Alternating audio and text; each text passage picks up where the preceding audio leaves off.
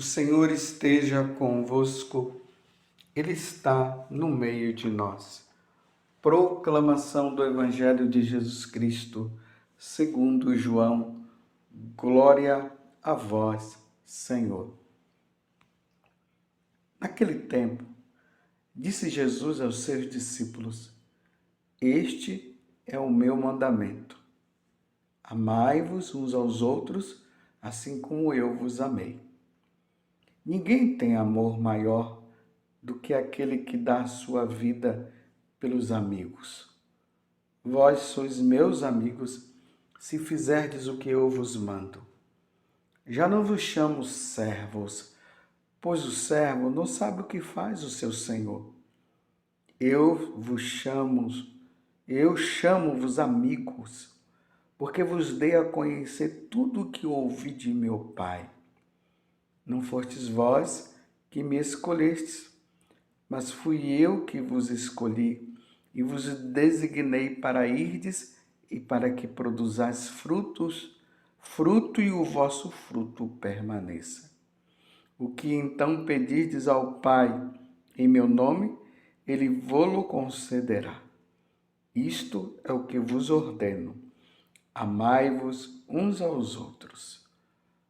Palavra da salvação. Glória a vós, Senhor. Meus irmãos e minhas irmãs, mais uma vez eu quero desejar para você, para os seus familiares, para os seus amigos e até aqueles que se declaram inimigos, uma feliz Páscoa. Feliz Páscoa. Jesus ressuscitou verdadeiramente, aleluia. O sepulcro está vazio. E se o sepulcro está vazio é porque Jesus ressuscitou. Não como aquela mentira que o sumo sacerdote quis inventar e inventou ali no meio dos judeus e ficou ali, fala no Evangelho de São Mateus, que essa história ficou contada até os tempos de hoje, que eles roubaram o corpo de Jesus para dizer que Jesus havia ressuscitado. Isso é uma mentira. A verdade é, ele ressuscitou verdadeiramente. Os apóstolos viram com os próprios olhos. Eles comeram pão e comeram peixe com nosso Senhor. Eles tocaram no corpo glorioso de Jesus, tocaram nas chagas de Jesus. Jesus falou com eles e Jesus disse: pode vir, toque em mim para vocês verem. Eu não sou um fantasma. E os apóstolos saíram proclamando, anunciando essa boa nova e chegou até nós. Ele ressuscitou. Um dia nós ressuscitaremos também. O Verbo se fez carne. Deus se fez homem e ofereceu o seu corpo pela nossa redenção. E ao terceiro dia, depois de ele ter morrido, ele ressuscitou. Isso aconteceu no primeiro dia da semana, no domingo. Por isso que nós celebramos o dia do Senhor, justamente no domingo, para nós revivermos essa Páscoa de nosso Senhor Jesus Cristo.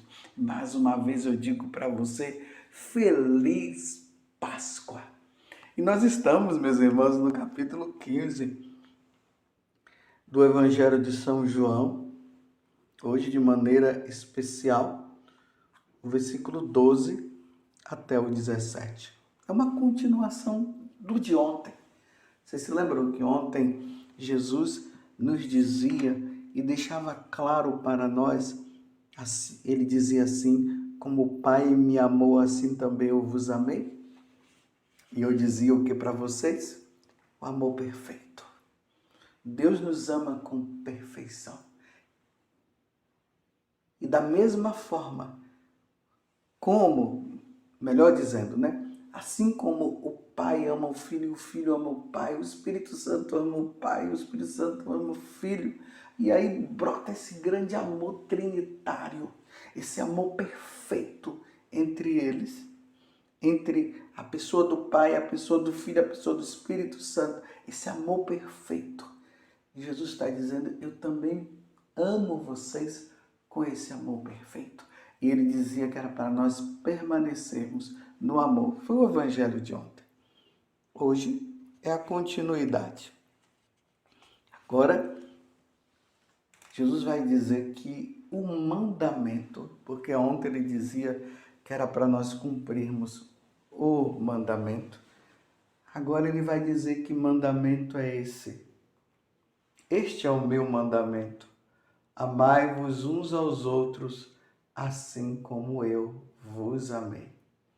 É importante notar que esse capítulo 15 do Evangelho de São João, ele acontece, como eu falei ontem, na última ceia. Na última ceia, Jesus instituiu o sacramento do sacerdócio e o sacramento da Eucaristia. E ali também ele instituiu o mandamento do amor. É por isso que ele está falando aqui hoje. Este é o meu mandamento. Amai-vos uns aos outros, assim como eu vos amei. Então nós amamos a Deus. E a partir do nosso amor a Deus, nós passamos a amar também os nossos irmãos. Esse amor perfeito. Claro que nós nunca vamos amar com a perfeição de Deus. Mas o que nós pudermos fazer para amar, nós iremos amar. É isso que Jesus está a nos dizer. Então, uma vez que nós devemos amar com o amor de Deus, e vamos lutar para que esse amor seja perfeito, na medida que nós vamos amando a Deus, aí nós vamos amar os nossos irmãos também. E aí Jesus complementa, vós sois meus amigos, ele vai dizendo, e depois ele diz assim, que não há maior amor do que dar a vida pelos amigos. E aqui eu vou dar um acréscimo, até pelos inimigos de Jesus. E aqui nós precisamos entender. Para Deus, Deus nos ama com amor infinito. E para nós, Ele para nós nós seremos sempre amigos para Ele. Mesmo que nós sejamos inimigos dEle. Mesmo que nós não queiramos saber dEle. Jesus vai sempre, a Trindade vai sempre nos amar. E nunca vai nos ter como inimigos. Você está entendendo? Agora, nós aqui nos tornamos inimigos dele. Então, ele dá a vida por nós, que para ele, para Deus, nós somos amigos. E muitos de nós nos tornamos inimigos dele, porque nós não queremos saber. Então, ele vai morrer por nós. Você está entendendo? Então, ele dá a vida. No sacrifício da missa, nós temos ali o crucifixo que fica bem na nossa frente quando nós estamos celebrando o santo sacrifício de nosso Senhor Jesus Cristo. E olhando para o crucificado, como eu estou olhando agora, ali eu vejo a demonstração do amor de Jesus para comigo e para com você, para com todos nós. Para os amigos e os inimigos, aqueles que se portam como inimigos de Deus. Mas Deus vai sempre nos amar como amigos, você está entendendo? E principalmente Ele vai dar a vida para aqueles que se comportam como inimigos dEle. Nós olhamos para o crucificado. E aquela pessoa que não conhecia, nem sabia quem era Jesus, quando ele pergunta para um cristão, quem é aquele que está crucificado? Aí o cristão católico vai dizer, ele é o nosso Deus. Ele é o Deus de todos nós. E ele morreu desta forma por nós. Aí, mas por que ele morreu? A pessoa poderia perguntar. Ele morreu porque nós nos tornamos inimigos dele. E ele provou o amor dele, dando a vida, porque nós merecíamos a morte, nós merecíamos a condenação. E como ele não queria que nós tivéssemos a morte, que nós morrêssemos, porque ele veio para nos dar vida em abundância. E como ele não queria a nossa condenação, ele morre por nós. Ele dá a vida dele pela nossa. A pessoa iria ficar admirada. E é assim que acontece a evangelização. Quando o homem descobre, quando o homem passa a entender esse verdadeiro amor de Deus para com ele, o homem não tem outra coisa senão se dobrar diante dele e agradecer. Na vida de Santa Baquita, depois vocês procurem ver, ler a história dela, muito bonita a história de Santa Baquita. E tanto que o Papa João Paulo II deu a ela o nome de Sorella Universalis, ou seja, irmã universal. Ela era do Sudão, ela foi roubada, foi tirada da família dela. E é interessante que quando ela foi roubada, ela tomou um susto tão grande, porque ela amava muito o pai dela, ela amava muito a mãe. Era uma família assim muito unida, embora eles fossem pagãos, mas era uma família muito amada. Aí o baque foi tão grande que Baquita esqueceu o nome dela. E aí deram o nome dela de Baquita, a afortunada. Ou seja, a sortuda, porque Baquita passou por tantas situações deprimentes. A única coisa que não fizeram nela foi tocar no corpo dela, a nível na questão da virgindade dela, ela foi intocável, mas ela apanhou daqueles homens e tudo mais. Até que ela indo para a Itália, lá na Itália, ela conheceu Jesus. E o momento do conhecimento dela com Jesus se deu diante do crucificado. O padre ali estava dando a catequese e ela perguntou: quem é ele? Aí o padre disse: ele é Jesus. Ele morreu como um escravo e ela tinha sido escrava. E ela se admirou, sabendo que Deus havia sofrido como ela havia sofrido.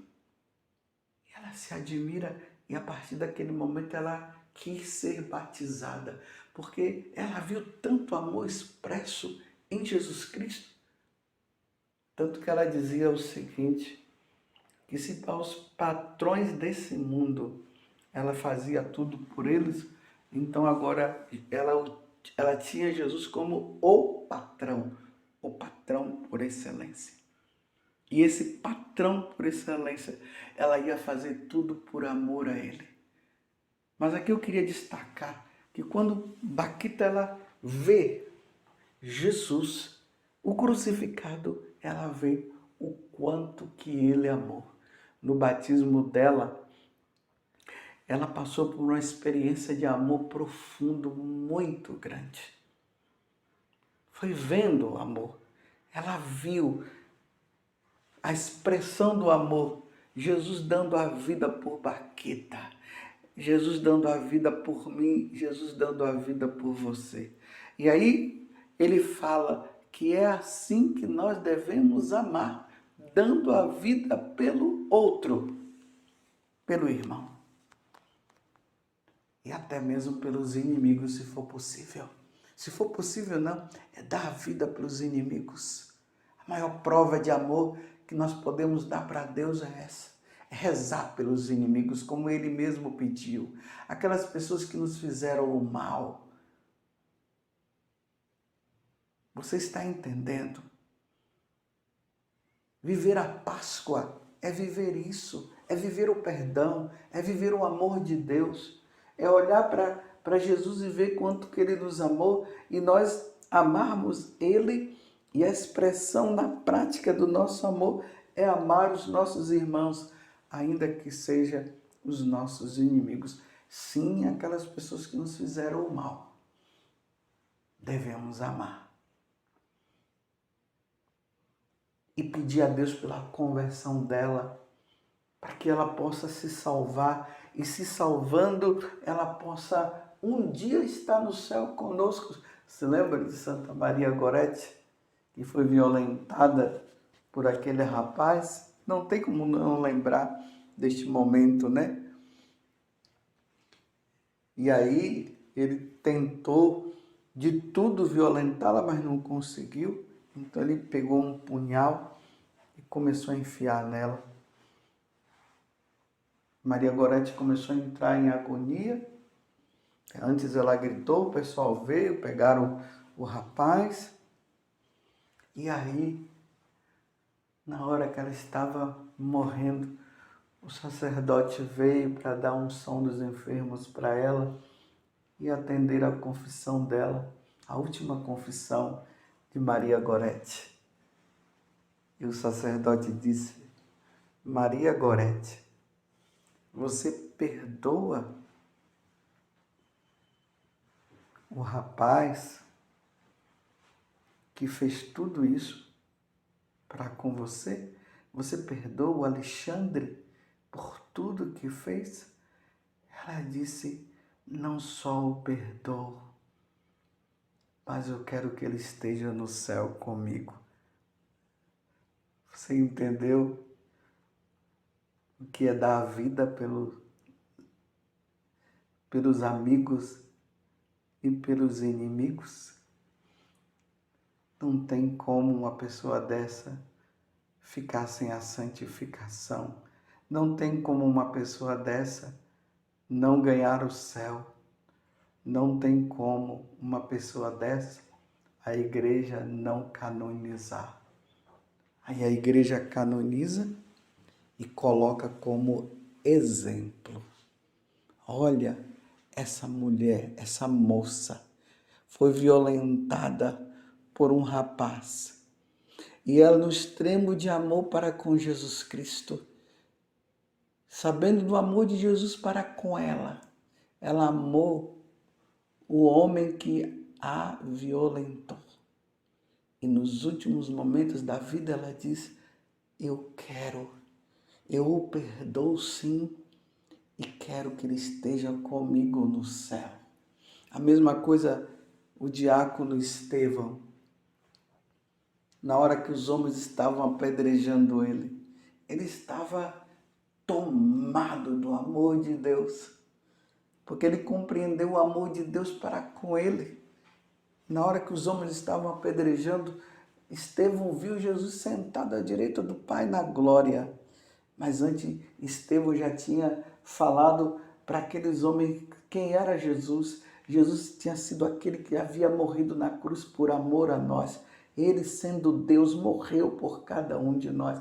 E quando aqueles homens começaram a apedrejá-lo, porque dizia que ele estava falando blasfêmia, ele olha para Jesus e diz: Jesus, não impute esse pecado, o pecado deles, de estarem jogando pedra, de estarem jogando ódio nele, de estarem matando ele. Não leve em conta esse pecado. Perdoa o Senhor. Lembrando do que Jesus fez na cruz, quando Jesus nos perdoou também. E aí Estevão diz: em tuas mãos eu entrego o meu espírito. Foi para o céu. Só entra no céu quem ama, meus irmãos. Quem tem ódio no coração não entra no céu, não. Então vamos pedir a Deus hoje a graça, onde Ele expressa o mandamento do amor, institui o mandamento do amor. Vamos pedir a nosso Senhor Jesus Cristo que nós possamos amar também. Amar como Jesus amou. Lembro da música do Padre Zezinho que diz assim: amar como Jesus amou. Amemos, meus irmãos, como Jesus nos amou. Louvado seja nosso Senhor Jesus Cristo, para sempre seja louvado, e a sua mãe, Maria Santíssima. Feliz Páscoa no amor.